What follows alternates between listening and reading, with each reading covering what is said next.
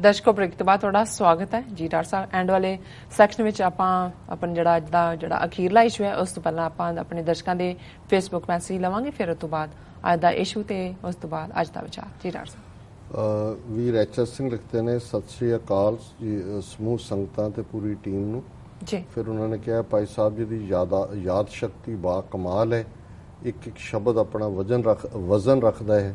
ਪਰਮਾਤਮਾ ਹਮੇਸ਼ਾ ਚੜ੍ਹਦੀ ਕਲਾ ਵਿੱਚ ਰੱਖੇ, ਵੱਧ ਤੋਂ ਵੱਧ ਸਮਾਂ ਸਾਨੂੰ ਦਿੰਦੇ ਰਹਿਣ, ਸੱਚ ਨੂੰ ਨਕਾਰਿਆ ਨਹੀਂ ਜਾ ਸਕਦਾ। No doubt. ਬਹੁਤ ਸ਼ੁਕਰੀਆ ਭਾਈ ਸਾਹਿਬ ਤੁਹਾਡੇ ਇਸ ਸ਼ਲਾਘਾਯੋਗ ਕਾਮੈਂਟ ਲਈ। ਸਤਿਗੁਰੂ ਦੀ ਰਹਿਮਤ ਤੇ ਭਰਾਵਾਂ ਦੀ ਅਸੀਸ ਔਰ ਸਾਥ ਇਹੀ ਸਾਡੀ ਪੂੰਜੀ ਹੈ ਜੀ। ਵੀਰ ਸੁਖਵਿੰਦਰ ਸਿੰਘ ਰਿਆਤ ਲਿਖਦੇ ਨੇ, ਡਾਕਟਰ ਸਾਹਿਬ ਪੰਜਾਬ ਵਿੱਚ ਤਾਂ ਪੰਜਾਬੀ ਬਚਾਉਣੀ ਔਖੀ ਹੋਈ ਪਈ ਹੈ। ਪੰਜਾਬੀਆਂ ਦਾ ਇਸ ਦੇ ਖਿਲਾਫ ਢਿੱਲਾ ਮੱਠਾ ਰਿਸਪਾਂਸ ਚਿੰਤਾ ਦਾ ਵਿਸ਼ਾ ਹੈ। ਜੇ ਮਾਂ ਬੋਲੀ ਨਾ ਬਚਾ ਪਾਏ ਤਾਂ ਧਰਤ ਕਿਵੇਂ ਬਚਾ ਪਾਵਾਂਗੇ ਜੀ। ਬਿਲਕੁਲ ਠੀਕ ਫਰਮਾਇਆ ਵੀਰ ਸੁਖਵਿੰਦਰ ਸਿੰਘ ਜੀ। ਮੈਂ ਵੀ ਇਸ ਗੱਲ ਨੂੰ ਦੇਖ ਰਿਹਾ ਕਿ ਜਿਸ ਕਦਰ ਜੋ ਕੁਝ ਉੱਥੇ ਹੋ ਰਿਹਾ ਹੈ, ਬਜਾਏ ਇੱਕ ਦੋ ਬਿਆਨਾਂ ਦੇ ਹੋਰ ਕੋਈ ਗੱਲ ਅੱਗੇ ਤੁਰਦੀ ਨਹੀਂ। ਅਕਾਲੀਆਂ ਨੇ, ਸ਼੍ਰੋਮਣੀ ਕਮੇਟੀ ਨੇ ਤਾਂ ਪਿੱਠ ਦਿਖਾਈ ਹੋਈ ਹੈ। ਇਹ ਤਾਂ ਬਿਲਕੁਲ ਜਦੋਂ ਕਿਸੇ ਚੀਜ਼ ਦਾ ਜ਼ੋਰ ਪੈ ਜਾਂਦਾ, ਜਿਵੇਂ ਅੱਜ ਹੋਇਆ ਜੀ, ਅਸੀਂ ਕੁਲਦੀਪ ਨਈਅਰ ਤੋਂ ਜਿਹੜਾ ਉਹਨੂੰ ਸਨਮਾਨ ਦਿੱਤਾ ਸੀ ਵਾਪਸ ਲੈ ਰਹੇ ਹਾਂ ਕਿਉਂਕਿ ਉਹਨਾਂ ਨੇ ਸੰਤ ਭਿੰਡਰਾਂ ਵਾਲਿਆਂ ਬਾਰੇ ਉਹਨੇ ਭੱਦੀ ਸ਼ਬਦਾਵਲੀ ਵਰਤੀ। ਇਹਨਾਂ ਨੂੰ ਕੋਈ ਪੁੱਛੇ ਜਦੋਂ ਤੁਸੀਂ ਅਵਾਰਡ ਦਿੱਤਾ ਸੀ ਉਦੋਂ ਤੁਹਾਨੂੰ ਪਤਾ ਨਹੀਂ ਸੀ ਕੁਲਦੀਪ ਨਈਅਰ ਕੀ ਹੈ ਜੀ। ਲੇਕਿਨ ਇਹ ਇਸ ਕਿਸਮ ਦੀ ਡਰਾਮੇਬਾਜ਼ੀ ਹੈ ਕਿ ਕਿਉਂਕਿ ਇਹਨਾਂ ਦੀ ਕੋਈ ਦਿਲਚਸਪੀ ਨਹੀਂ ਹੈ ਸਿੱਖ ਇੰਟਰਸਟ, ਸਭ ਬਿਲਕੁਲ ਨੰਗੇ ਹੋ ਕੇ ਜਿਹਨੂੰ ਕਹਿੰਦੇ ਨੇ ਉਹ ਲੁੱਟਣ ਪਏ ਹੋਏ ਨੇ। ਕੋਈ ਗੁਰੂ ਕੀ ਗੋਰਖ ਨੂੰ ਲੁੱਟ ਰਿਹਾ ਹੈ, ਕੋਈ ਜਿਹੜਾ ਕੌਮ ਨੂੰ ਲੁੱਟ ਰਿਹਾ ਹਰ ਪੱਖੋਂ। ਸੋ ਇਹ ਸੱਚਮੁੱਚ ਹੀ ਚਿੰਤਾ ਦਾ ਵਿਸ਼ਾ ਹੈ ਕਿ ਜਿਸ ਪੰਜਾਬੀ ਸੂਬੇ ਲਈ ਇੰਨੀਆਂ ਕੁਰਬਾਨੀਆਂ ਹੋਈਆਂ, ਜੇ ਜ਼ਬਾਨ ਹੀ ਨਹੀਂ ਰਹੀ, ਜ਼ਬਾਨ ਤੁਹਾਡਾ ਬੇਸ ਹੈ ਤਹਿਜ਼ੀਬ ਦਾ, ਕਲਚਰ ਦਾ, ਤੁਹਾਡੀ ਹੋਂਦ ਦਾ। ਵੀਰ ਕਸ਼ਮੀਰ ਵਿਰਕ ਲਿਖਦੇ ਨੇ, ਡਾਕਟਰ ਸਾਹਿਬ ਤੁਹਾਨੂੰ ਤੇ ਸਾਰੀ ਟੀਮ ਨੂੰ ਵਾਹਿਗੁਰੂ ਜੀ ਕਾ ਖਾਲਸਾ ਵਾਹਿਗੁਰੂ ਜੀ ਕੀ ਫਤਿਹ। ਖਾਲਿਸਤਾਨ ਜ਼ਿੰਦਾਬਾਦ ਜ਼ਿੰਦਾਬਾਦ ਜ਼ਿੰਦਾਬਾਦ ਜ਼ਿੰਦਾਬਾਦ ਜ਼ਿੰਦਾਬਾਦ। ਬਹੁਤ ਸ਼ੁਕਰੀਆ ਵੀਰ ਕਸ਼ਮੀਰ ਸਿੰਘ ਜੀ। ਵੀਰ ਮੋਹਨਜੀਤ ਸਿੰਘ ਜੀ ਨੇ ਸ਼ਿਕਾਇਤ ਕੀਤੀ ਹੈ ਕਿ ਫੇਸਬੁੱਕ ਤੇ ਆਨਲਾਈਨ ਤਾਂ ਚੱਲਦਾ ਹੈ ਪਰ ਬਾਅਦ ਚ ਨਹੀਂ ਚੱਲਦਾ। ਕੀ ਗੱਲ ਹੈ? ਸਿਰਫ ਬਫਰਿੰਗ ਹੁੰਦੀ ਰਹਿੰਦੀ ਹੈ। ਮੈਂ ਟੈਕਨੀਕਲ ਟੀਮ ਨੂੰ ਕਹਾਂਗਾ ਕਿ ਵੀ ਇਸ ਨੂੰ ਦੇਖਣ। ਆਈ ਥਿੰਕ ਉਹਨਾਂ ਦਾ ਇੰਟਰਨੈਟ ਵਿੱਚ ਕੋਈ ਪ੍ਰੋਬਲਮ ਹੋ ਸਕਦਾ ਹੈ, ਇੰਟਰਨੈਟ ਸਲੋ ਨਾ ਹੋਏ ਜੀ। ਲੇਕਿਨ ਜੇ ਫੇਸਬੁੱਕ ਤੇ ਪ੍ਰੋਬਲਮ ਹੈ ਤੁਸੀਂ ਆਨਲਾਈਨ ਸਟ੍ਰੀਮਿੰਗ ਤੇ ਚਲੇ ਜਾਓ ਜੀ। ਵੀਰ ਜਗਦੀਸ਼ ਸਿੰਘ ਸੈਣੀ, ਵਾਹਿਗੁਰੂ ਜੀ ਕਾ ਖਾਲਸਾ ਵਾਹਿਗੁਰੂ ਜੀ ਕੀ ਫਤਿਹ। ਜੀਕੇ ਸਿੰਘ ਪੂਨੇ, ਮਨਜਿੰਦਰ ਸਿੰਘ ਬਾਜਵਾ, ਕਰਮਜੀਤ ਸਿੰਘ ਧਾਲੀਵਾਲ, ਰਣਜੋਤ ਸਿੰਘ, ਜਤਿੰਦਰ ਸਿੰਘ, ਹਰਦਿਆਲ ਸਿੰਘ ਮਾਹੀ, ਹਰਦੀਪ ਸਿੰਘ ਮਾਹੀ, ਸਤਵੀਰ ਕੌਰ, ਕੁਲਦੀਪ ਸਿੰਘ ਖੰਮ, ਇਹਨਾਂ ਸਾਰਿਆਂ ਨੇ ਫਤਿਹ ਜਿਹੜੀ ਹੈ ਉਹ ਬੁਲਾਈ ਹੈ। ਔਰ ਮੈਂ ਦੇਖ ਰਿਹਾ ਕਿ ਜੇ ਮੈਂ ਦੂਸਰੇ ਸੈਗਮੈਂਟ 'ਚ ਵੀ ਸਤਪਾਲ ਸਿੰਘ ਪੁਰੇਵਾਲ, ਡਾਕਟਰ ਸਾਹਿਬ ਜੀ ਗੁਰਫਤਿਹ ਪ੍ਰਵਾਨ ਕਰੋ। ਜਗਦੀਸ਼ ਸਿੰਘ, ਡਾਕਟਰ ਸਾਹਿਬ ਵਾਹਿਗੁਰੂ ਜੀ ਕਾ ਖਾਲਸਾ ਵਾਹਿਗੁਰੂ ਜੀ ਕੀ ਫਤਿਹ। ਬਹੁਤ ਸ਼ੁਕਰੀਆ। ਔਰ ਹੁਣ ਜਿਹੜੇ ਵਿਸ਼ੇ ਨੂੰ ਅਸੀਂ ਚੁਣਿਆ ਜੀ, ਲਾਅ ਆਫ ਐਵੀਡੈਂਸ। ਜਦੋਂ ਵੀ ਦੁਨੀਆ ਦੇ ਵਿੱਚ ਜਸਟਿਸ ਸਿਸਟਮ ਦੀ ਗੱਲ ਹੁੰਦੀ ਹੈ, ਨਿਆਂ ਪ੍ਰਣਾਲੀ ਕੀ ਹੋਏ, ਸੋ ਇੱਕ ਜਿਹੜਾ ਅੰਗਰੇਜ਼ਾਂ ਦਾ ਸਿਸਟਮ ਜਿਸ ਨੂੰ ਜ਼ਾਹਰ ਹੈ ਇੰਡੀਅਨ ਜੂਰਿਸਪ੍ਰੂਡੈਂਸ ਦੇ ਵਿੱਚ ਵੀ ਅਡਾਪਟ ਕੀਤਾ ਗਿਆ, ਉਹ ਹੈ ਕਿ ਜਿੰਨੇ ਕੇਸਾਂ ਦਾ ਫੈਸਲਾ ਹੁੰਦਾ ਹੈ ਉਸ ਦਾ ਆਧਾਰ ਗਵਾਹ ਹੁੰਦਾ ਹੈ ਜੀ। ਕਿ ਜੇ ਗਵਾਹੀ ਨਹੀਂ ਹੈ ਜਾਂ ਕੋਈ ਗਵਾਹ ਕ੍ਰੈਡੀਬਲ ਨਹੀਂ ਹੈ ਤੇ ਉਹ ਕੇਸ ਡਿੱਗ ਪੈਂਦਾ ਹੈ।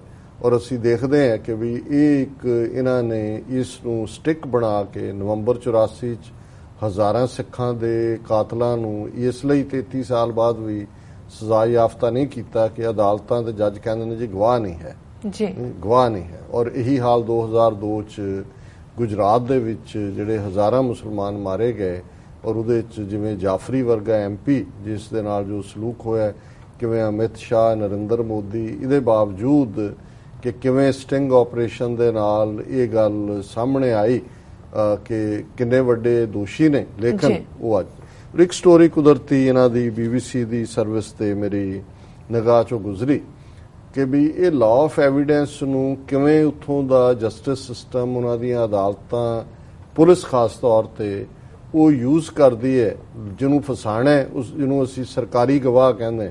ਉਹਨਾਂ ਨੇ ਬੰਦੇ ਪੱਕੇ ਰੱਖੇ ਹੋਏ ਨੇ, ਉਹ ਗਵਾਹੀ ਦੇ ਦਿੰਦੇ ਨੇ, ਜਿਹਨੂੰ ਮਰਜ਼ੀ ਸਜ਼ਾ ਕਰਵਾ ਦਿੰਦੇ ਨੇ। ਔਰ ਇਹ ਸਟੋਰੀ ਹੈ ਜਿਹੜੀ ਸਟੇਟ ਛੱਤੀਸਗੜ੍ਹ ਹੈ ਭਾਰਤ ਦੀ, ਉਹਦੇ 'ਚ ਇਹ ਹੈਡਲਾਈਨ ਹੈ ਕਿ ਇੱਕ ਚਾਹ ਵੇਚਣ ਵਾਲਾ ਜਿਹੜਾ ਗਵਾਹ ਬਣਨ 'ਚ ਉਸਤਾਦ ਹੈ ਔਰ ਉਹਦੀ ਕਹਾਣੀ ਹੈ ਕਿ ਉਹ 231 ਕੇਸਾਂ ਦੇ ਵਿੱਚ ਪੁਲਿਸ ਵੱਲੋਂ ਗਵਾਹ ਹੈ, 231 ਕੇਸ।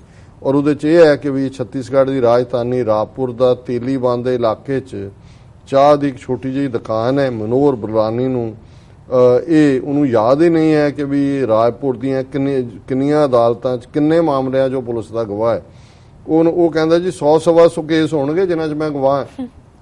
ਪਰ ਜਦੋਂ ਦਸਤਾਵੇਜ਼ ਨੇ ਰਿਪੋਰਟਰ ਨੇ ਕੱਢੇ ਤਾਂ ਉਹਨਾਂ ਨੇ ਦੇਖਿਆ ਕਿ ਘੱਟੋ ਘੱਟ 231 ਮਾਮਲੇ ਐਸੇ ਨੇ ਜਿਨ੍ਹਾਂ ਦੇ ਵਿੱਚ ਇੰਪੋਰਟੈਂਟ ਗਵਾਹ ਪੁਲਿਸ ਦਾ ਜਿਹੜਾ ਹੈ ਇਹ ਚਾਹ ਵੇਚਣ ਵਾਲਾ ਹੈ। ਔਰ ਅਜੇ ਉਹਨਾਂ ਨੇ ਕਿਹਾ ਜੀ ਪਿਛਲੇ ਮਹੀਨੇ ਹੀ ਤੇਲੀਬਾਂਦਾ ਥਾਣੇ ਦੀ ਪੁਲਿਸ ਨੇ ਰਾਜਧਾਨੀ ਰਾਪੁਰ 'ਚ ਉਹਦੇ ਅਗਰਸੈਨ ਤਾਮ ਇਲਾਕੇ 'ਚ ਸਵੇਰੇ 5 ਵਜੇ 4 ਕਿਲੋ ਗਾਂਜਾ ਜ਼ਬਤ ਕੀਤਾ ਸੀ ਤੇ 2 ਲੋਕਾਂ ਨੂੰ ਗ੍ਰਿਫਤਾਰ ਕੀਤਾ ਸੀ। ਔਰ ਇਸ FIR ਦੇ ਵਿੱਚ ਵੀ ਇਹ ਲਿਖਿਆ ਹੋਇਆ ਕਿ ਇਸ ਦੇ ਜਦੋਂ ਇਹ ਛਾਪੇ ਵੇਲੇ ਬਰਾਮਦ ਹੋਏ ਇਹਦੇ 'ਚ ਇਹ ਜਿਹੜਾ ਮਨੋਹਰ ਬਰਲਿਆਨੀ ਉੱਥੇ ਮੌਜੂਦ ਸੀ, ਇਹਨੇ ਉਹ ਗਵਾਹ ਜਿਹੜਾ ਉਸ ਕੇਸ ਦਾ ਵੀ ਇਹ। ਔਰ ਫਿਰ ਉਹ ਕਹਿੰਦੇ ਨੇ ਕਿ ਇਸੇ ਤਰ੍ਹਾਂ ਪਿਛਲੇ ਮਹੀਨੇ ਰਾਪੁਰ ਦੇ VIP ਚੌਂਕ 'ਚ ਪੁਲਿਸ ਨੇ ਪਿਸਤੌਲ ਤੇ ਗੋਲੀਆਂ ਦੇ ਨਾਲ ਇੱਕ ਨੌਜਵਾਨ ਨੂੰ ਗ੍ਰਿਫਤਾਰ ਕੀਤਾ ਤੇ ਇਸ ਮਾਮਲੇ 'ਚ ਵੀ ਪੁਲਿਸ ਨੇ ਉਹਨੂੰ ਮਨੋਹਰ ਲਾਲ ਨੂੰ ਗਵਾਹ ਬਣਾਇਆ ਕਿ ਜੀ ਦੇਖੋ ਇਹ ਹੋਇਆ। ਇਸੇ ਤਰ੍ਹਾਂ ਰਾਪੁਰ ਦੇ ਤੇਲੀਬਾਂਦਾ ਥਾਣੇ ਦੇ ਉਹਨੇ ਕਿਹਾ ਠੀਕ ਪਿੱਛੇ ਉਹਦੀ ਚਾਹ ਸਮੋਸੇ ਦੀ ਦੁਕਾਨ ਹੈ ਔਰ ਇਹ 10 ਸਾਲ ਤੋਂ ਜਿਹੜਾ ਇੱਥੇ ਦੁਕਾਨ ਚਲਾ ਰਿਹਾ ਤੇ ਥਾਣੇ 'ਚ ਵੀ ਜਿਹੜਾ ਚਾਹ ਸਮੋਸੇ ਹੈ ਉਹ ਇੱਥੋਂ ਹੀ ਜਾਂਦੇ ਨੇ। ਤੇ ਉਹਨੂੰ ਮਨੋਹਰ ਨੂੰ ਕਿਹਾ ਜੀ ਤੂੰ 250 ਕੇਸਾਂ 'ਚ ਗਵਾਹ, ਤੂੰ ਇਹ ਪੁਲਿਸ ਦਾ ਗਵਾਹ। ਉਹ ਕਹਿੰਦਾ ਜੀ ਬੜੀ ਬਿਜ਼ੀ ਰੋਡ ਹੈ, ਕਈ ਦੁਰਘਟਨਾਵਾਂ ਹੁੰਦੀਆਂ, ਗਵਾਹ ਤਾਂ ਇੱਕ ਹੋਰ ਤੇ ਕੋਈ ਸਾਹਮਣੇ ਨਹੀਂ ਆਉਂਦਾ, ਪੁਲਿਸ ਮੇਰਾ ਨਾਂ ਦੇ ਦਿੰਦੀ ਹੈ। ਤੇ ਕਹਿੰਦੇ ਭਲਾ ਮੈਂ ਜਿੱਥੇ ਵੀ ਹੋਵਾਂ ਨਾ ਹੋਵਾਂ, ਮੈਂ ਹੁਣ ਜੇ ਗਵਾਹੀ ਦੇਣੀ ਹੈ ਜੇ ਮੈਨੂੰ ਪੁਲਿਸ ਕਹਿੰਦੀ ਹੈ। ਹੁਣ ਇਹ ਹੈ ਵੀ ਇਹ ਜਿਹੜੇ ਨੇ ਉਹਨਾਂ ਨੇ ਕਿਹਾ ਵੀ ਜਦੋਂ ਮਾਮਲਾ ਅਦਾਲਤ ਤੱਕ ਪਹੁੰਚਦਾ ਹੈ ਤਾਂ ਮਨੋਹਰ ਲਾਲ ਵੀ ਅਦਾਲਤ 'ਚ ਪੇਸ਼ ਹੋ ਜਾਂਦਾ ਹੈ। ਔਰ ਉਹਨਾਂ ਨੇ ਕਿਹਾ ਕਿ ਵੀ ਹੁਣ ਉਹ ਜਿਹੜਾ ਥਾਣੇ ਦਾ ਇੰਚਾਰਜ ਹੈ ਉਹ ਕਹਿ ਰਿਹਾ ਮਨੋਹਰ ਕਿੰਨੇ ਮਾਮਲਿਆਂ 'ਚ ਗਵਾਹ ਇਹ ਦੱਸਣਾ ਮੁਸ਼ਕਲ ਹੈ, ਲੇਕਿਨ ਹੁਣ ਗਵਾਹ ਦੇ ਤੌਰ ਤੇ ਤਾਂ ਸਾਨੂੰ ਉਹੀ ਚਾਹੀਦਾ ਜਿਹੜਾ ਮਿਲ ਜਾਏ ਜਦੋਂ ਗਵਾਹੀ ਦੇਣ ਦਾ ਵੇੜਾ ਹੈ ਤੇ ਉਹੀ ਅਸੀਂ ਉਹਨੂੰ ਗਵਾਹ ਰੱਖ ਲੈਣੇ। ਇਹ ਉਹਦਾ ਪੁਲਿਸ ਦਾ ਇੰਚਾਰਜ ਕਹਿ ਰਿਹਾ। ਫਿਰ ਉਹਨਾਂ ਨੇ ਕਿਹਾ ਕਿ ਵੀ ਇਹ ਇਕੱਲਾ ਉਹੀ ਨਹੀਂ ਹੈ ਜਿਹਨੂੰ ਗਵਾਹ ਪੁਲਿਸ ਨੇ ਬਣਾਇਆ, ਇੱਕ ਲੰਬੀ ਫਰਿਸ਼ਤ ਹੈ ਉਹਨਾਂ ਦੀ ਜਿਹੜੇ ਉਹਨਾਂ ਦੇ ਸਫਾਈ ਦੇ ਗਵਾਹ ਹੁੰਦੇ ਨੇ। ਸੋ ਹੁਣ ਤੁਸੀਂ ਅੰਦਾਜ਼ਾ ਲਾਓ ਜਦੋਂ ਇਸ ਗੱਲ ਨੂੰ ਇੱਕ ਸਤੀਸ਼ ਵਰਮਾ ਨਾਂ ਦੇ ਸੱਜਣ ਕਹਿੰਦੇ ਨੇ ਕਿ ਜੇ ਤੈਅਸ਼ੁਦਾ ਜਾਂ ਪੇਸ਼ੇਵਰ ਗਵਾਹੀ ਜਿਹੜਾ ਹੈ ਉਹ ਤੁਸੀਂ ਕਰਨਾ ਹੈ ਤੇ ਜਿਹੜੇ ਮਰਜ਼ੀ ਇਨੋਸੈਂਟ ਨੂੰ ਤੁਸੀਂ ਸਾਲਾਂ ਬੱਧੀ ਜੇਲ੍ਹ 'ਚ ਡੱਕ ਦਿਓ, ਜਿਹਨੂੰ ਮਰਜ਼ੀ ਜਿਹੜਾ ਤੁਸੀਂ ਸਜ਼ਾ ਕਰਾ ਦਿਓ। ਔਰ ਇਹ ਸਾਰੇ 'ਚ ਉਹਨਾਂ ਨੇ ਕਿਹਾ ਵੀ ਪੁਲਿਸ ਨੇ ਇਸ ਕਿਸਮ ਦੇ ਗਵਾਹ ਰੱਖ ਕੇ ਜਿਹੜੀ ਸਾਰੀ ਕਾਨੂੰਨ ਦੀ ਪ੍ਰੋਸੈਸ ਹੈ ਉਹਦਾ ਮਜ਼ਾਕ ਬਣਾ ਦਿੱਤਾ ਹੈ। ਔਰ ਇਹੀ ਹੈ, ਇਹ ਹੈ ਲਾ ਆਫ ਐਵੀਡੈਂਸ। ਇਹ ਔਰ ਅਸੀਂ ਇਹ ਕਹਿੰਦੇ ਆ ਜੀ ਉਹਨਾਂ ਦੀਆਂ ਅਦਾਲਤਾਂ 'ਚ ਸਾਡੇ ਲਈ ਇਨਸਾਫ ਕਿਉਂ ਨਹੀਂ ਨਿਕਲਦਾ, ਕਿਉਂਕਿ ਇਦਾਂ ਦੇ ਗਵਾਹ ਉਹਨਾਂ ਨੇ ਰੱਖੇ ਹੋਏ ਨੇ। ਉਹਨਾਂ ਨੇ ਕਹਿਣਾ ਜੀ ਨਹੀਂ ਬਿਲਕੁਲ ਨਹੀਂ ਹੈ। ਔਰ ਉਹ ਆਮ ਹੁੰਦਾ ਪੰਜਾਬ ਦੇ ਵੀ ਕਚਹਿਰੀਆਂ ਦੇ ਬਾਹਰ ਉਹ ਇੱਥੇ ਤੌਲੀਆ ਜਿਹਾ ਰੱਖਿਆ ਹੁੰਦਾ ਹੈ, ਉਹ ਜਦੋਂ ਤੁਰਦੇ ਨੇ ਉਹਨਾਂ ਤੋਂ ਆਮ ਲੋਕ ਕਹਿੰਦੇ ਝੂਠਾ ਗਵਾਹ ਹੈ, ਉਹ ਪੁਲਿਸ ਦਾ ਗਵਾਹ ਮੁਖਬਰ ਔਰ ਗਵਾਹ ਦੇਣ ਲਈ ਰੱਖੇ ਜੀ। ਡਾਕਟਰ ਸਾਹਿਬ ਹੁਣ ਤੇ ਸਾਡੇ ਦਰਸ਼ਕਾਂ ਨੂੰ ਦੱਸ ਦਿਓ ਅੱਜ ਦਾ ਵਿਚਾਰ। ਅੱਜ ਦੇ ਵਿਚਾਰ ਲਈ ਅਸੀਂ ਪੰਜਵੇਂ ਪਾਤਸ਼ਾਹ ਦਾ ਸੂਹੀ ਰਾਗ ਦਾ ਸ਼ਬਦ ਸੂਹੀ ਮਹੱਲਾ ਪੰਜਵਾਂ ਚੁਣਿਆ ਜੀ। ਜਾਂਕੈ ਦਰਸ ਪਾਪ ਕੋਟ ਉਤਾਰੇ, ਭੇਟਤ ਸੰਗ ਇਹੋ ਭਵਜਲ ਤਾਰੇ, ओए साजन ओए मीत प्यारे, जो हमको हर नाम चितारे रहाओ, जांका शब्द सुनत सुख सारे, जांकी टहल जमदूत बिदारे, जांकी तीरक इस मने साधारे, जांके सिमरन मुख उजलारे, प्रभ के सेवक प्रभ आप सवारे, शरण नानक तिन्ह सद बलिहारे। ਜ਼ਾਹਰੇ ਰਹਾਉ ਦੀ ਤੁਕ ਸਾਨੂੰ ਇਹ ਦੱਸਦੀ ਹੈ ਕਿ ਭਾਈ ਅਸੀਂ ਸਾਡਾ ਉਹੀ ਸੱਜਣ ਹੈ, ਉਹੀ ਮੀਤ ਹੈ, ਦੋਸਤ ਹੈ, ਉਹੀ ਪਿਆਰ ਹੈ। ਓਏ ਸਾਜਨ ਓਏ ਮੀਤ ਪਿਆਰੇ, ਜੋ ਹਮਕੋ ਹਰ ਨਾਮ ਚਿਤਾਰੇ, ਜਿਹਦੀ ਸੰਗਤ ਦੇ ਨਾਲ ਅਸੀਂ ਰੱਬ ਦੇ ਨਾਂ ਨੂੰ ਯਾਦ ਕਰਦੇ ਹਾਂ, ਉਸ ਨੂੰ ਚਿਤਵਦੇ ਹਾਂ, ਉਹੀ ਸਾਡਾ ਸੱਜਣ ਹੈ, ਉਹੀ ਸਾਡਾ ਮਿੱਤਰ ਹੈ, ਉਹੀ ਸਾਡਾ ਪਿਆਰ ਹੈ, ਉਹੀ ਸਾਡਾ ਸਖੀ ਹੈ। ਔਰ ਜਦੋਂ ਇਸ ਕਿਸਮ ਦਾ ਸੱਜਣ ਮੀਤ ਸਖੀ ਮਿਲਦਾ, ਜਾਂਕੈ ਦਰਸ ਪਾਪ ਕੋਟ ਉਤਾਰੇ, ਭੇਟਤ ਸੰਗ ਇਹੋ ਭਵਜਲ ਤਾਰੇ। ਇਸ ਕਿਸਮ ਦਾ ਜਿਹੜਾ ਰਸਕ ਰੱਬ ਨਾਲ ਜੁੜਿਆ ਹੋਇਆ ਗੁਰਮੁਖ ਹੈ, ਇਨਸਾਨ ਹੈ, ਭਲਾ ਪੁਰਖ ਹੈ, ਸੰਤ ਹੈ, ਉਸ ਦੇ ਦਰਸ਼ਨ ਦੇ ਨਾਲ ਹੀ ਕਰੋੜਾਂ ਜਿਹੜੇ ਪਾਪ ਨੇ, ਨੈਗੇਟਿਵਿਟੀਜ਼ ਨੇ ਮਨ ਦੀਆਂ, ਉਹ ਧੁੱਪ ਜਾਂਦੀਆਂ ਨੇ, ਉਤਰ ਜਾਂਦੀਆਂ ਨੇ।